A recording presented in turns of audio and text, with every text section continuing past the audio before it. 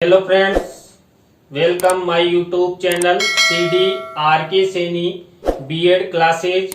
हमारे YouTube channel के माध्यम से आप सभी के लिए पाठ योजना निर्माण कार्यक्रम चलाया जा रहा है। इस पाठ योजना निर्माण के अंतर्गत हम आपके सभी शिक्षण विषयों की पाठ योजनाएं आप कैसे बना सकते हैं, कौन कौन से सोपानों का आपको प्रयोग करना है, किस तरह आप उद्देश्य निर्धारित कर सकते हैं, कौन कौन से दृश्य श्रव्य साधनों का उपयोग आप पाठ योजना में निर्माण कर सकते हैं, तो इन सब के बारे में हमारे माध्यम से आपको बताया जा रहा है। आज की हमारी जो क्लास होने जा रही है, इस क्लास में हम जो हिंदी व्याकरण है, इस हिंदी व्याकरण के अंतर्गत संज्ञा के बारे में एक पाठ योजना का निर्माण करेंगे। तो आप सब बने रहें हमारे साथ, हमारे YouTube चैनल के साथ। और यदि आप हमारे YouTube चैनल पर पहली बार आए हैं तो हमारे YouTube चैनल को सब्सक्राइब करें और पास ही बने बेल आइकन के बटन को दबा देवे, जिससे हमारे द्वारा हमारे YouTube चैनल पर जब भी कोई पाठ योजना अपलोड की जाए तो उनके नोटिफिकेशन आपको मिल सके और आप पाठ योजना निर्माण करना सीख सके। देखिए, हम जब पाठ योजना निर्माण करते हैं तो सबसे पहले हम शामपट्ट पूर्ति बनाते हैं। शामपट्ट पूर्ति के अंतर्गत वही विद्यालय का नाम, कक्षा, दिनांक, विषय, उप विषय या विधा। देखिए, यहाँ पर विषय लिखा है मैंने हिंदी, विधा में लिखा व्याकरण, और प्रकरण को हमेशा 20 सेंटर में लिखते हुए अंडरलाइन करते हैं और इन्वर्टेड कोमाज में बंद करते हैं। तो ये हुआ हमारा शामपट्ट पूर्ति। शामपट्ट पूर्ति के बाद हम पाठ योजना निर्माण करने जा रहे हैं, तो देखिए यहाँ पर हम हिंदी व्याकरण से संबंधित संज्ञा प्रकरण का चयन करते हुए पाठ योजना का निर्माण कर रहे हैं। तो हमारे प्रकरण के अनुसार ही हम उद्देश्य निर्धारित करेंगे, उद्देश्यों का विशिष्टीकरण बनाएंगे और उन्हीं के अनुसार अपेक्षित व्यवहारगत परिवर्तन बनाएंगे। देखिए, मैंने आपको जब पहले पाठ योजना बताई थी तो उसमें मैंने बता भी दिया था आपको कि हम जब व्याकरण की पाठ योजना बनाते हैं तो 6 उद्देश्य निर्धारित करते हैं। देखिए, यहाँ पर पहला उद्देश्य ज्ञानात्मक है और ज्ञानात्मक उद्देश्य से संबंधित ये विशिष्टीकरण है और ये अपेक्षित व्यवहारगत परिवर्तन है। तो इस तरह हम 6 उद्देश्यों का विशिष्टीकरण और अपेक्षित व्यवहारगत परिवर्तन बनाते हैं। इसके बाद दूसरा हमारा उद्देश्य है अवबोधात्मक। देखिए, ये अवबोधात्मक उद्देश्य से संबंधित विशिष्टीकरण है और ये अपेक्षित व्यवहारगत परिवर्तन है। हम मुख्य रूप से ध्यान रखते हैं हमारे प्रकरण और हमारे उद्देश्य को, तो तभी जाकर आप विशिष्टीकरण और अपेक्षित व्यवहारगत परिवर्तन अच्छे से बना सकते हैं। इसके बाद 3rd नंबर का हमारा उद्देश्य है अभिव्यक्त्यात्मक, अभिव्यक्ति करना। तो अभिव्यक्त्यात्मक उद्देश्य से संबंधित ये विशिष्टीकरण, अपेक्षित व्यवहारगत परिवर्तन। इसी तरह कौशलात्मक से संबंधित ये विशिष्टीकरण और ये अपेक्षित व्यवहारगत परिवर्तन, ये 4 उद्देश्य हमारे हो चुके हैं। इसके बाद हमारा 5वां उद्देश्य होता है अभिरुच्यात्मक। अभिरुच्यात्मक उद्देश्य से संबंधित वही हम हमारे प्रकरण को ध्यान में रखते हुए और हमारे उद्देश्य को ध्यान में रखते हुए विशिष्टीकरण बनाते हैं और अपेक्षित व्यवहारगत परिवर्तन बनाते हैं। और ये हमारा 6ठे नंबर का उद्देश्य है अभिवृत्त्यात्मक। अभिवृत्ति से संबंधित ये है विशिष्टीकरण है और ये अपेक्षित व्यवहारगत परिवर्तन है। तो आपको भी जब पाठ योजना आप निर्माण करें तो इसी तरह उद्देश्य, विशिष्टीकरण और अपेक्षित व्यवहारगत परिवर्तन बनाना है। इसके बाद है कक्षा शिक्षण सहायक सामग्री। देखिए कक्षा शिक्षण सहायक सामग्री दो प्रकार की होती है, सामान्य और विशिष्ट। देखिए यहाँ विशिष्ट शिक्षण सहायक सामग्री के अंतर्गत हम चार्ट का प्रयोग करेंगे, यानी हम यहाँ पर विशिष्ट शिक्षण सहायक सामग्री में जो भी विशेष प्रकार की दृश्य श्रव्य सामग्री निर्माण करते हैं वो यहाँ पर लिखते हैं। इसके बाद पूर्व ज्ञान आता है। छात्र संज्ञा यानी व्याकरण विषय के बारे में सामान्य जानकारी रखते हैं। संज्ञा के बारे में छात्रों को सामान्य जानकारी होती है। देखिए हम जब भाषा शिक्षण करते हैं तो हम कक्षा 3, 4, 5, 6 में संज्ञा के बारे में धीरे धीरे अध्ययन करना प्रारंभ कर देते हैं। तो इस तरह हमने सबसे पहले श्यामपट्ट पूर्ति बनाई, उसके बाद उद्देश्य निर्धारित किए, उद्देश्यों के आधार पर विशिष्टीकरण और अपेक्षित व्यवहारगत परिवर्तन बनाया, फिर कक्षा शिक्षण सहायक सामग्री का निर्माण किया, फिर पूर्व ज्ञान का। ये प्रक्रिया यहाँ तक की होती है। इसके बाद हमारी मुख्य पाठ योजना प्रारंभ होती है।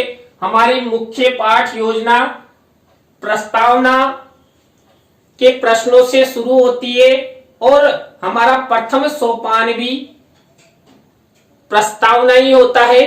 प्रत्येक पाठ योजना में यदि हमारे प्रस्तावना के प्रश्न अच्छे बन जाते हैं, प्रश्नों में तारतम्यता है, उत्तरों से ही प्रश्नों में जिग जैग होना अति आवश्यक है, और हम प्रस्तावना के प्रश्न मैंने पहले भी आपको बताया 3 से 5 प्रश्न हम बना सकते हैं।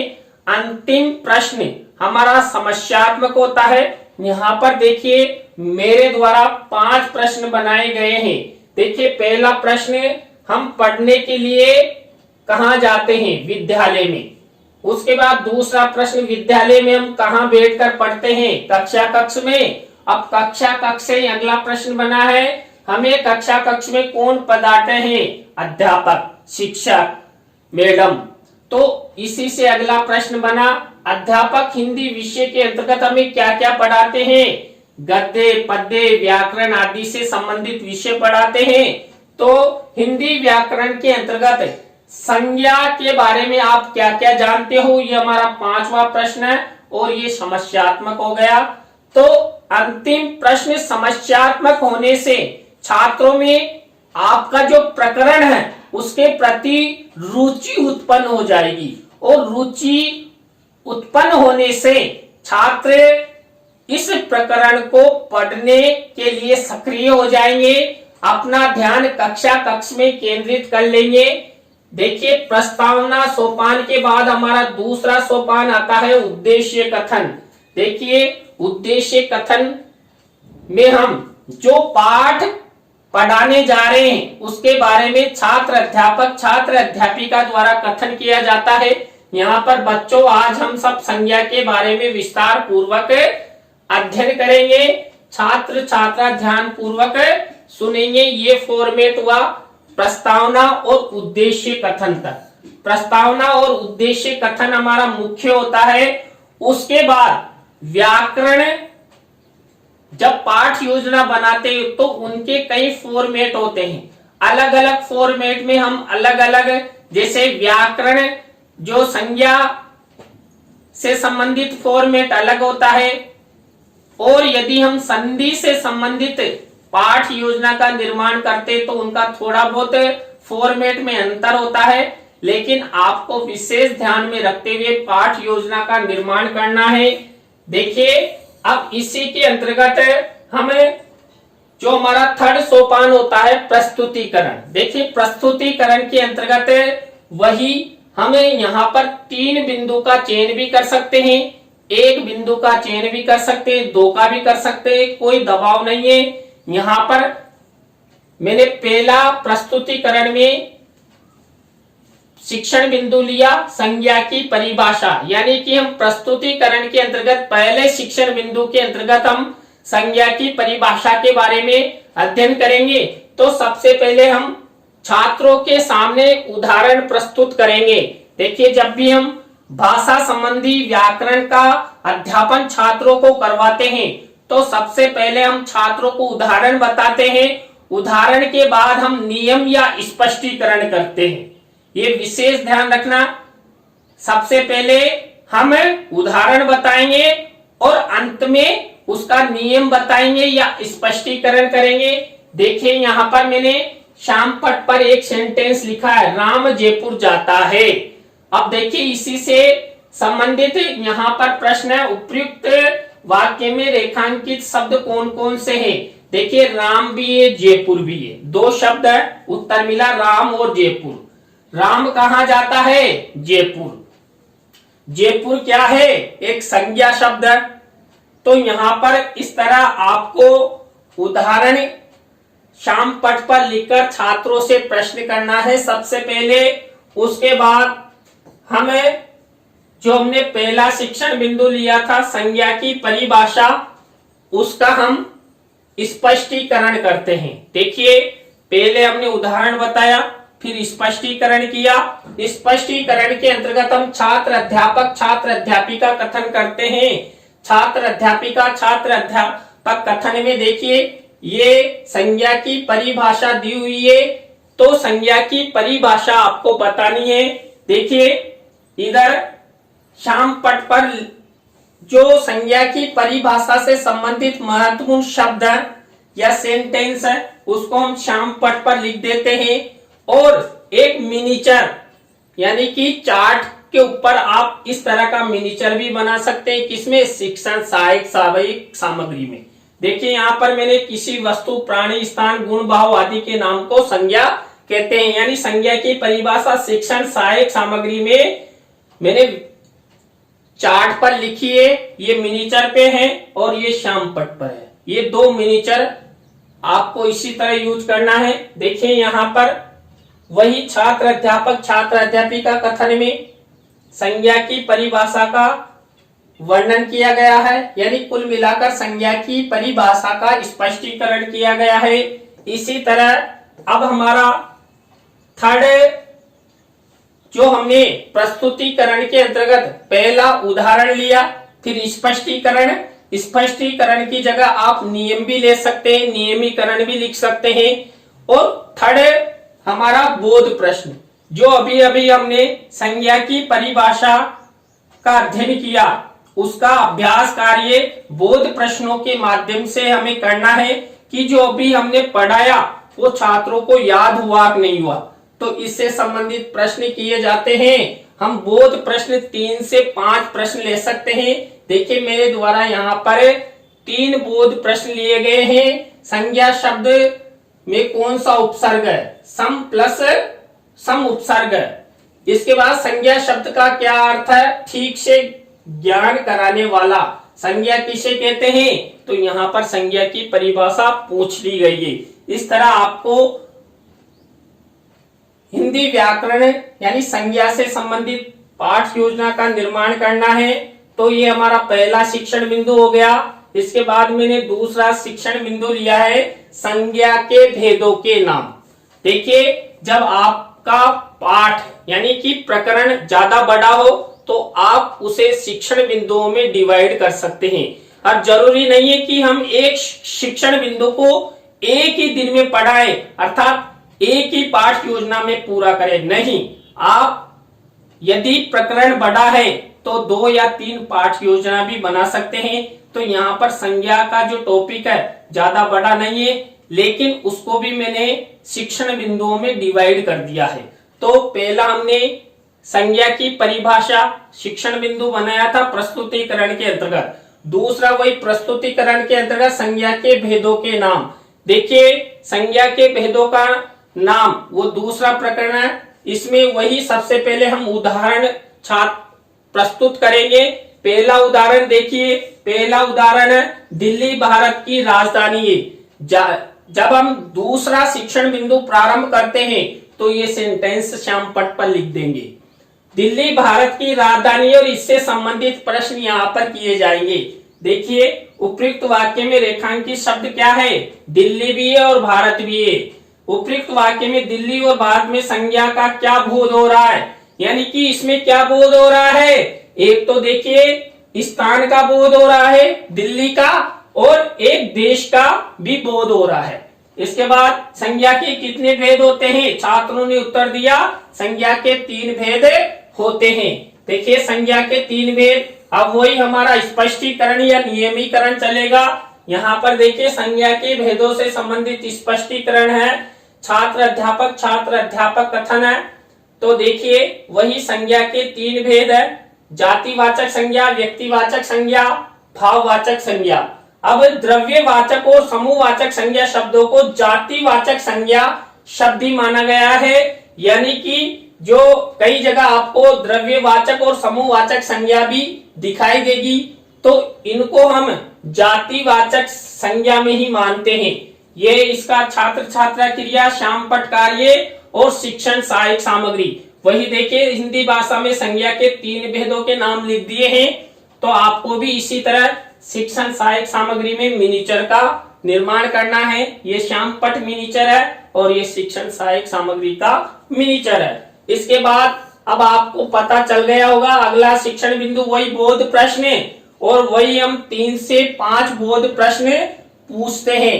किसमें से, देखिए अभी अभी हमने जस्ट जो स्पष्टीकरण किया था किसका, संज्ञा के भेदों के नाम का, संज्ञा के भेदों के नाम का, इसमें से ही हमें ये बोध प्रश्न पूछेंगे।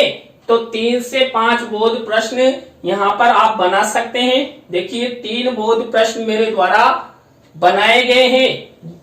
इसके बाद देखिए वही हमारा 3rd शिक्षण बिंदु, संज्ञा के भेदों की व्याख्या।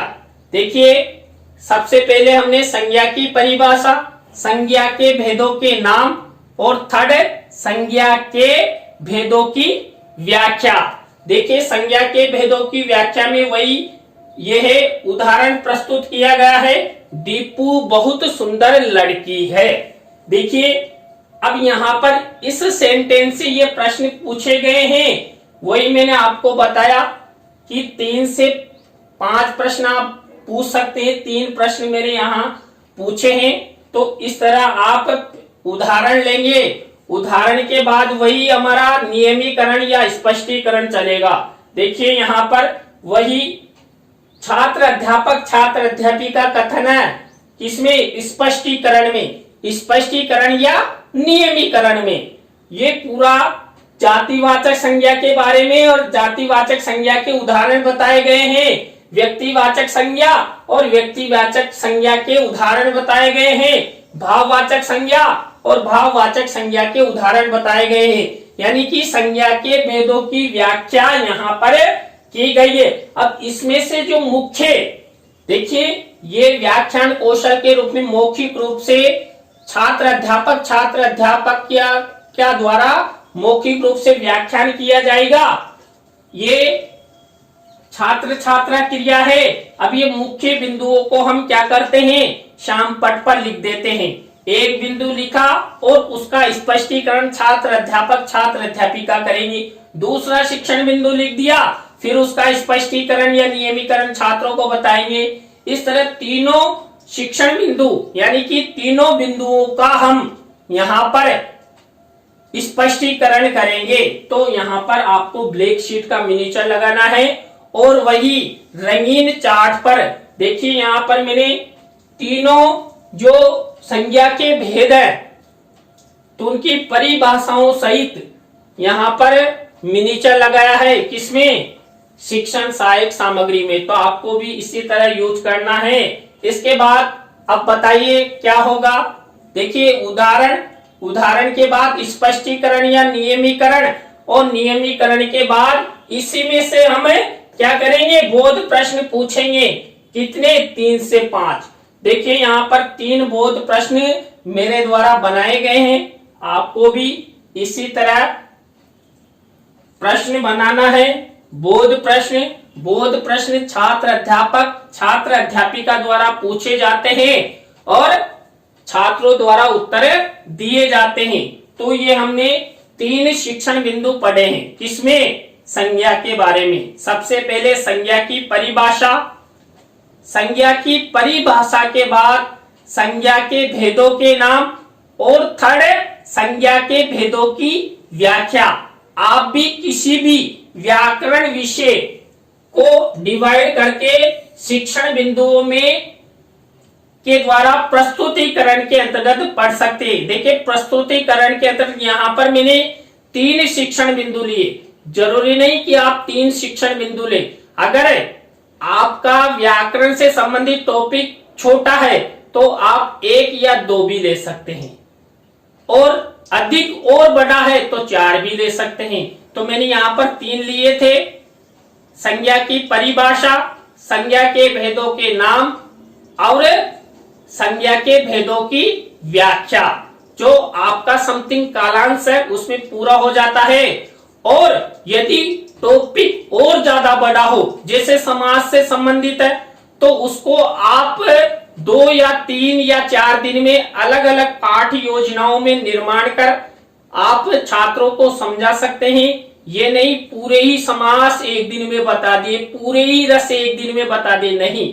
आप डिवाइड करके विभिन्न भागों में, अंतरालों में आप छात्रों को पाठ योजना निर्माण कर बताएं।